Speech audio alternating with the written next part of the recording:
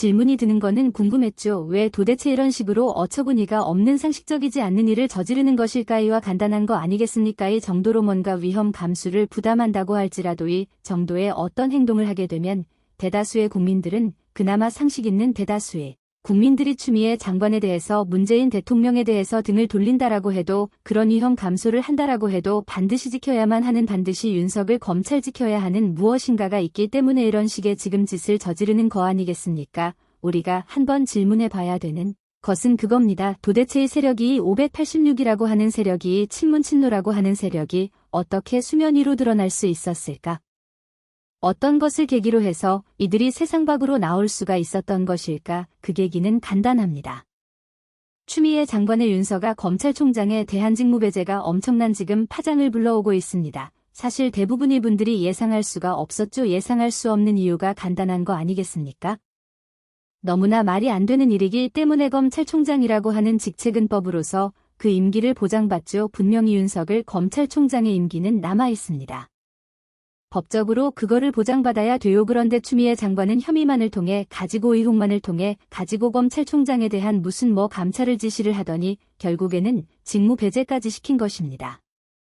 박근혜 대통령이 탄핵이죠. 저는 예전부터 계속해가지고 주장해왔습니다. 박근혜 전 대통령에 대해 가지고 여러 가지 정치적인 해석이 존재할 수가 있다. 사람이 갖고 있는 의견이 어떻게 똑같겠습니까? 다 다를 수가 있다. 그러나 오로지 법치라고 하는 기준에서 봤었을 때 박근혜 전 대통령의 탄핵은 잘못됐다. 그게 제가 시종회가 가지고 있던 생각입니다. 근데 놀랍게도 추미애 장관도 이 생각을 공유하고 계셨던 것 같아요. 추미애 장관도 마찬가지로 제가 가지고 있는 이 생각을 하고 계셨던 것 같습니다. 도대체 추미애 장관이 어떤 얘기를 했길래 제가 이렇게 생각하는 것인지 오늘 제가 그 점을 좀 설명드리고자 합니다. 어떤 내용인지 같이 한번 좀 보시죠. 추미애 장관이 이런 식의 직무 배제에 대해서 우리가 먼저 좀 알고 있어야 되는 것은 추미애 장관의 직무 배제가 문재인 대통령과도 연결이 되어 있다는 것입니다. 이미 해당 내용 같은 경우는 보도가 됐었죠. 추미애 장관이 그런 식으로 발표하기 전에 문재인 대통령이 해당 내용에 대해서 보고를 받았다는 것입니다.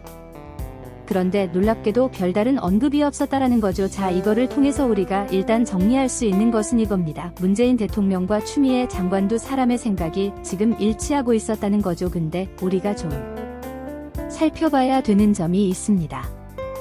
발표하기 직전에 문재인 대통령에게 보고가 됐다라는 것이에요. 사실상 윤석열 검찰총장에 대해서 문재인 대통령은 표면적으로 계속해 가지고 뭐를 강조했습니까? 추미애 장관과 자꾸 싸우지 마라. 조금 뭔가 좀 잘 해봐라. 뭔가 이렇게 협력해서 해봐라. 계속해가지고 그런 메시지를 보내왔습니다. 그런데 그 문재인 대통령에게조차도 윤석열 검찰총장을 직무배제를 한다라는 사실이 발표되기 직전에 보고가 됐다라는 것이죠. 이렇게나 큰 사안이 발표되기 직전에 보고가 된 것이에요. 이게 지금 뭐를 얘기해주는 거겠습니까? 윤석 검찰총장에 대한 직무배제가 추미애 장관의 의지에 의한 것도 아니고 문재인 대통령의 의지에 의한 것도 아니다라는 것이에요. 이 두 사람은 그냥 더 거대한 세력이 지금 시키는 대로 움직이고 있는 것뿐입니다. 그 세력이 지금 바로 뭐겠습니까? 친분친노 그 586 세력이 바로 그 거대한 세력인 것입니다. 자, 그럼에도 윤석열 검찰총장에 대해서 어떤 이유를 가지고 직무 배제를 시켰던 것일까요? 크게 지금 5가지 정도로 요약이 됩니다. 우선 일단 살펴봐야 되는 것이 이렇게 나와 있죠. 조국 전 장관 사건 등 주요 사건 재판부에 대한 불법 사찰을 지금 한 사실이다. 이렇게 지금 나와 있는데 이거는 지금 새빨간 거짓말입니다. 여기서 지금 얘기하고 있는 불법 사찰이라는 것이 무엇이냐? 재판관들에 대해서 판사에 대해 가지고 사찰을 진행했다는 것인데 놀랍게도 그거는 재판관 판사에 대한 기본적인 성향을 정리해 놓은 보고서를 지금 뜻합니다. 요컨대 이런 식이에요. A 지금 판사 같은 경우는 기소장에 대해서 굉장히 꼼꼼하게 생각을 한다라든지 그리고 또 비재판관 그러면 이런 식으로 생각하는 경향이 있다. 그런 것들을 지금 정리를 해놓은 겁니다. 왜 검찰 내부에서 공소 과정이 조금 더 원활하게 이루어질 수 있도록 처음 뭔가 공소를 담당하거나 그런 사람이 있다라고 한다면 조금도 이런 것이 원활하게 진행될 수 있도록 판사의 성향을 지금 정리해 놓은 그거를 지금 불법 사찰이다라고 얘기하고 있는 것이에요. 쉽게 제가 말씀을 드리면 우리가 뭔가 수업을 선택하거나 우리가 시험 준비를 할 때 어떻게 준비를 합니까? 교수님의 성향이 어떤지 그리고 시험 출제경이 어떤지 그런 것들을 우리가 참고하지 않아요. 당연한 거 아니겠습니까? 그런 것들을 가지고 지금 불법 사찰을 한 것이다. 교수님을 지금 불법 사찰한 거 아니냐. 그렇게 지금 주장하는 꼴인 거예요. 자, 그리고 또 두 번째 이유가 지금 뭐냐면 채널A 사건 및 한명수 전 총리 사건과 관련해서 측근을 비유하기 위한 감찰방해 및 수사방해 언론과의 감찰 관련 정보거래 사실 이거를 지금 두 번 치유를 들고 있는데 이거에 대해서는 이미 다 밝혀지지 않았습니까?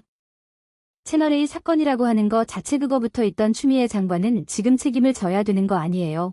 그리고 또 세 번째로 지금 얘기하는 협조를 못 제대로 안 이런 식이 지금 통상적인 얘기고네 번째가 지금 뭡니까? 정치적 중립에 관한 검찰총장으로서의 위험과 신망이 심각히 손상된 사실이다. 한마디로 얘기해서 뭐겠어요? 마음에 안 든다. 이거예요. 너 주관적으로 내가 생각을 해봤을 때, 너 지금 행동하는 거 봤었을 때 마음에 안 든다 이겁니다. 5가지 지금 나와 있는 것 중에서 법리적인 거, 법치주의에 어긋나 있는 거 그거를 지금 기반으로 해가지고 직무배제를 시킨 것이 아니에요.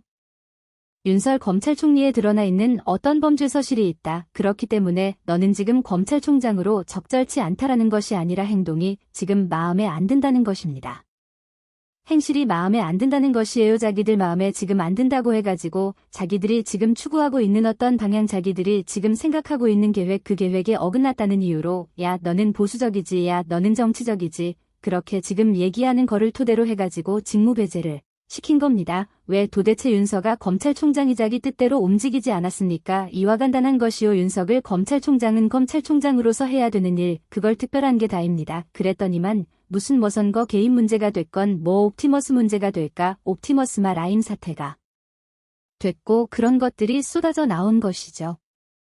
이거는 정치적인 의도를 가지고 한 것이 아니라 그냥 윤석을 검찰총장이 자신의 소신에 맞춰 가지고 검찰총장으로서의 직무를 다하니까 드러난 거 그게 답니다. 최재훈 감사원장의 경우도 마찬가지인 것이고요. 자 그런데 추미애 장관이 윤석 검찰총장에 대한 직무 배제를 할 때 굉장히 조금 흥미가 가는 이유 한 가지를 언급했습니다. 그것이 바로 무엇이냐면 언론사 사주와의 부적절한 접촉 사실이게 지금 이유로 나와 있거든요. 자 이게 지금 누구와의 관계를 얘기하는 것이냐 홍석현 중앙일보 회장과의 관계를 지금 얘기하는 것이에요. 구체적인 거에 대해서 추 장관이 일으키게 했습니다. 2018년 11월쯤에 서울중앙지검장 재직 중 서울 종로구 소재의 주점에서 사건 관계자인 JTBC의 실질 사주 홍석현을 만나 공정성을 훼손한 우려가 있는 부적절한 교류를 했다라는 것이죠. 그게 이제 검사율 영역을 위반했다는 거예요. 사실 지금 이 내용 같은 거는 꽤 오래전부터 언급이 됐었습니다.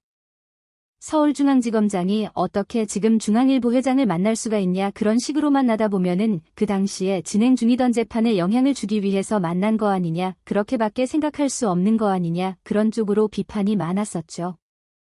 특히나 뉴스타파도 마찬가지로 해당 내용에 대해서 보도를 했었거든요. 그런데 그 당시까지만 하더라도 아니 추미애 장관이 발표하기 전까지만 하더라도 대부분의 사람들은 두 사람이 만난 배경 자체가 삼성바이오로직스 그거와 관련되어 있는 거 아니냐 그렇게 추정을 했었습니다. 그래서 그 당시에는 어떤 식으로 공격이 있었습니까? 한참 그 당시 이슈였던 게 삼성바이오로직스 그 회계와 관련된 문제 있지 않았습니까? 그 사건을 담당했던 게 서울중앙지검인데 거기 지검장이 윤석열 총장이었단 말이에요. 그 지금 사건을 담당하고 있는 지검장이 어떻게 지금 홍석표 회장과 만날 수가 있냐 이거 자체가 재판에 지금 심각한 영향을 끼칠 수밖에 없는 것이다. 그 재판이 지금 신뢰성이 훼손이 됐다. 그런 식으로 마구잡이로 공격근데 이번에 놀라운 사실 한 가지가 밝혀진 것이죠. 추미애 장관의 발표에 의문이 뒤따르는 이유가 뭐냐면 법무부가 밝힌 홍 회장 관계 사건이 당초 알려졌었던 삼성바이오로직을 무엇인지 여러분들이 잘 아시지 않습니까? JTBC가 무슨 태블릿 PC를 갖다가 조작해가지고 그거를 금고로 해가지고 박근혜 전 대통령의 탄핵이 됐다라고 주장을 했다가 그 이제 재판 과정에 들어갔던 거 그 사건을 지금 얘기하는 것이죠. 그러면 질문이 드는 것이 이것이에요. 현재 지금 법무부와 현재 지금 추미애 장관의 논리가 어떻게 전개가 되는 것입니까? 홍석현 지금 회장과 윤석을 검찰총장이 만났던 이유는 다른 것이 아니라 태블릿 PC와 관련이 되어 있었다. 그 글을 지금 얘기하는 거 아니에요. 그리고 그 두 사람이 그렇게 만나게 됨으로써 재판에 찍은 심각한 어떤 신뢰성이 훼손이 됐다. 그렇기 때문에 검사윤리 그런 것들이 위반이 돼서 윤석열 검찰총장이 직무배제가 돼야 된다. 그 논리 지금 아닙니까? 뒤집어서 그러면 생각해본다면 추미애 장관은 지금 어떤 식으로 주장을 하고 있는 겁니까? 태블릿 PC와 관련되어 있는 그 지금 재판 자체가 신뢰성이 없는 재판이었다. 그런 결론이 나오게 되는 것이죠. 둘 중에 하나밖에 없는 것입니다. 태블릿 PC와 관련된 재판은 문제가 없다라고 한다면 윤석열 검찰총장이 손석희 회장과 만난 것도 문제가 없다. 이렇게 되거나 아니면 태블릿 PC와 관련된 재판도 신뢰성이 없다. 그렇기 때문에 윤석열 검찰총장과 홍석표 회장이 만난 것도 잘못된 것이다. 이 둘 중에 하나밖에 없는 것이에요. 그게 지금 추미애 장관이 만들어낸 논리였던 것입니다. 근데 추미애 정화를 지금 어떤 쪽을 선택을 한 겁니까? 윤석열 지금 검찰총장을 쫓아내야 되겠다라고 하는 목적에만 지금 몰두를 하다 보니까 태블릿 PC와 관련된 것도 신뢰성이 없다. 이런 식의 지금 논리를 만들어낸 꼴이 된 것이죠. 그래서 지금 지적이 나오는 것이 뭡니까? 실제로 헌법재판소는 2017년 3월 박 전 대통령을 탄핵하면서 JTBC가 보도한 태블릿 PC도 언급을 했습니다. 만약에 지금 추미애 장관의 논리라고 한다면 윤 총장과 홍 회장의 만남으로 태블릿 PC의 신빙성 흔들릴 수가 있다라는 것이죠. 그러다 보니까 추 장관의 논리 흐름을 갖고 본다면 박 전 대통령 탄핵이나 최순실 씨를 재판한 것이나 다 무효로 될 수밖에 없다라는 것이죠. 윤석열 검찰총장을 쫓아내겠다라고 한다면 어떤 결과가 만들어지는 거예요? 박근혜 전 대통령의 탄핵과 최순실과 관련된 재판도 잘못된 것이다. 이런 결론이 나올 수밖에 없는 논리가 된 것입니다.